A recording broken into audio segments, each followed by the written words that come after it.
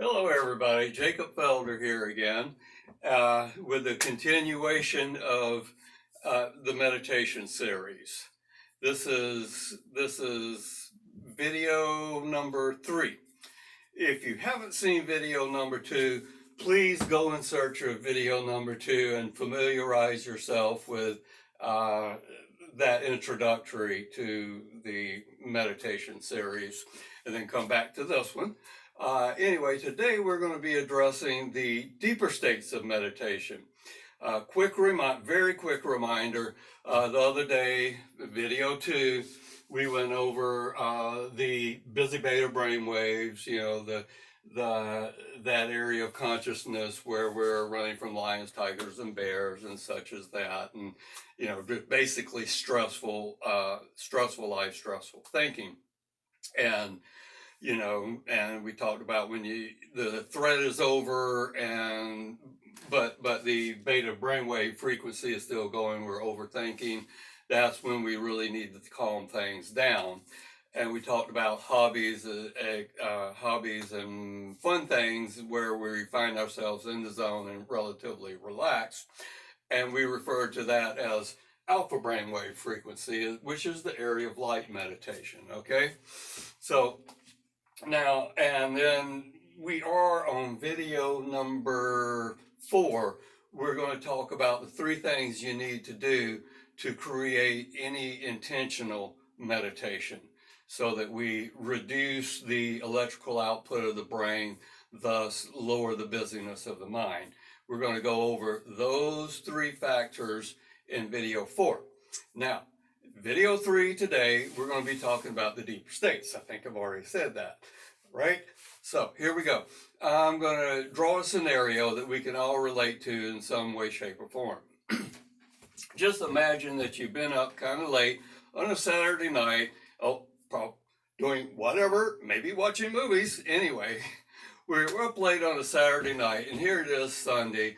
We finished all our tasks for the week. We've got the laundry done, taking the cat litter out, going grocery shopping, and all that good stuff. And now we're sitting on the couch. It happens to be a rainy day, and you know how rainy days make you kind of sleepy. Well, you're sitting there reading, and you start yawning a little bit, and your head kind of nods, and then you decide, well, my goodness, I think I'll just fold the book and set it aside and take a little cat nap. And you're sitting there kind of wonky on the couch. Maybe you feel like you're sinking into the couch, or maybe you have this weird sensation of floating above the couch. The rain, you hear the rain, but the rain disappears and then it reappears, but it never did really stop. It was just, the hearing, your hearing just kind of went in and out, because we're in this kind of in-between place where we're not exactly awake, we're not exactly asleep. And we hear somebody coming down, or we think we're not exactly asleep, and we hear somebody coming down the hall, and we're sitting there, and we're thinking, gosh, this feels so good. And I love whoever's coming down the hall, but please keep walking. And then they open the door, and you straighten up, and they say, oh, I'm sorry, I didn't mean to wake you. And you say, uh-oh, I went to sleep. And then they kind of laugh at you, and then you're in full denial. No, I went to sleep. I heard you coming down the hall. And then, okay, well, guess what? You were asleep. Yep, you were asleep. You were in the first and or second phase of sleep. Is that it very much feels like in between waking and sleeping. It is in between waking and deep sleeping, which we will, I'm going to draw a graph again, and we're going to differentiate. But that what feels like in between is actually the first and second phase of sleep. And it is indicative of theta brainwave frequency, okay? It happens to be the only place of sleep other than REM, which we'll just touch on that, the dream sleep. But it's the only, other than that, it's the only area of sleep where you can still maintain conscious awareness, all right? And this is the area of deep meditation. Now, the big difference between intentional deep meditation and the spontaneous deep meditation that I just described is exactly that. One's intentional and the other is spontaneous. Another thing about the intentional is you learn to kind of override that groggy feeling. Now, this takes practice, okay? It takes practice and awareness of where we are in the stream of consciousness, i.e., the early phase of sleep, light sleep, etc. So, so it's the intentional deep meditation, and we learn techniques for doing away with the grogginess and keeping a certain level of awareness of mind of what's going on in that light sleep, deep meditation. And the very, very cool thing about it is that during this in between first and second phase of sleep, where we have a greater theta brainwave activity, is more serotonin is released during theta brainwave activity than any other time that we're alive, through consciousness. And your serotonin is the neurotransmitter of well-being, empathy, and a lot of other very, very positive qualities and emotions. All right. Let me see if there's any. Oh, and another wonderful thing about the deeper states, that first and second phase of sleep, is once you learn how to stay a little bit more awake and aware during that sleeping period, when the body starts shutting down as well, or especially actually, it's hard to think even if you try to. So so what happens? What happens when you really don't have that active mind and you're not thinking about what I said in video 2. You're not thinking about the house, the mouse, the spouse, the bills, the pills, the thrills. You're just very much in the moment and in observer mode only, because you can't really do much else other than observe in that state of consciousness.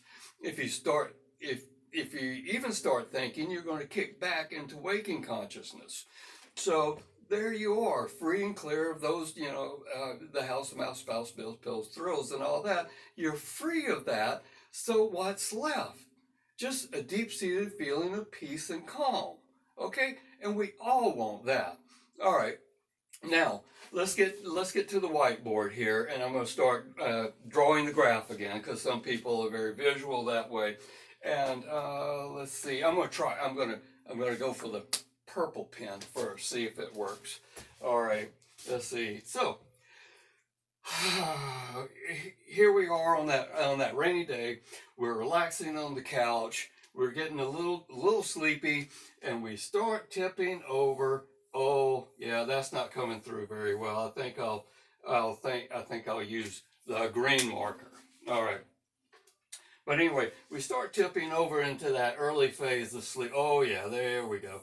That early phase of sleep, first and second, and it's predominantly theta brainwaves. T-H-E-T-A, theta. And this is the area of deep meditation. All right? And then, after that, all right, after that comes deep sleep. All right? So we're going to so let's say you're in theta, you're in that first and second phase, you're still consciously aware of yourself and things around you. And but eventually you will, if you don't exercise the control to stay there, you will fall into deep sleep. And I just want to say that's okay if that's your goal, because you can use these techniques I'll be sharing with you, not only for meditation, but also to help induce sleep. All right? But so back to, what are these brain waves called? These are delta, D-E-L-T-A, delta brain waves. And for practical purposes, we're just going to refer to this as sleep, because when you're in delta, when your brain is registering delta brain waves, you're never going to be consciously aware. It just won't happen. That's the way we're made. I like to kid around and say that this is the land that the gods do not let us tread upon, or that they do not let us view. You know, this is that black area at night when you first fall into deep sleep, and somewhere around 2, 3, 4 o'clock, you start waking up, and maybe you dream a little bit, but you've come out of deep sleep where you remember nothing. You just, as you begin to wake up and get into this kind of what we'll call the gray area, you know, the first and second phase, you will know that you have been in deep sleep. All right. But when you're there, you won't know you're there. All right. So now, let's see. We'll go through a quick little range of consciousness here, kind of as a reminder. Then we're going to wrap it up for today, and I'll be coming out with the on video 4. I'll be talking about the 3 things that we need to do to have a successful intentional meditation, okay? And what I mean by successful is anytime you reduce the activity of the mind, anytime you reduce the electrical output of the brain, that's a success, okay? So here we are, as a reminder, we're in beta, we're in beta, we're worrying about things, we want to turn beta off, so we do what we have to do to kind of calm down and get into alpha, all right? Now, when in alpha, you know, the challenge here to remain stable in alpha is to not start thinking again and kicking back into beta. All right, now let's say we have a little bit more time on our hands and we want to move into theta, experience the deeper states of meditation. And we, you know, want to experiment, want to go to the side of consciousness, you know, sleep consciousness. And so we hang on to this area, we make the little transition here. And what's cool is when we're here in theta, thinking is no longer the issue, because as I said earlier, thinking's difficult when you're here. It's hard to think. So you just observe. All right. So the challenge here is no longer thinking, but it's not falling asleep, unless that's your goal. But let's say it's not your goal. Your goal is to remain stable here.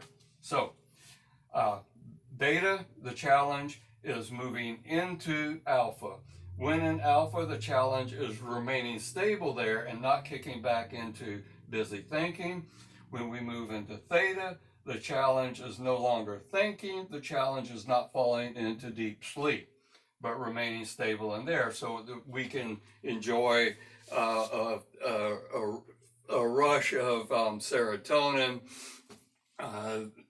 experience ourselves, consciousness, without all the busy thoughts in the world, and enjoy our peace and calm. And there you have it. Mystery solved. I hope to see all of you and be seen by all of you in video 4, where we go over those 3 factors. All right. Thank you very much.